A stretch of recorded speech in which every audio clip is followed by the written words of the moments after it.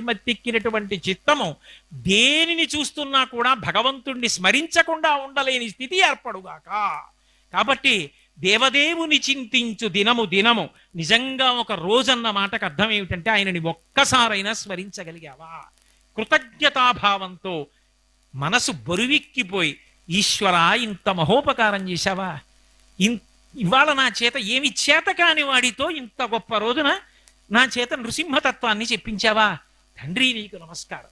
నీ మనసు బరువెక్కిందా? నువ్వు కట్టుకున్న బట్ట చెమట పట్టి నీకు ఇచ్చిన విడిదిలోకి వెళ్ళి విప్పేసినప్పుడు ఇవాళ స్వామి నీ గురించి చెప్పడంలో డొక్కలు నిప్పెట్టి లోపలి బట్ట చెమటెక్కింది, చాలు నా జన్మకి ధన్యం అనగలిగావా?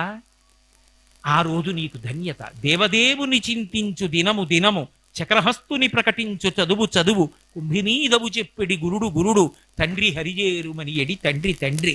ఇవన్నీ నేను వ్యాఖ్యానం చేస్తూ కూర్చుంటే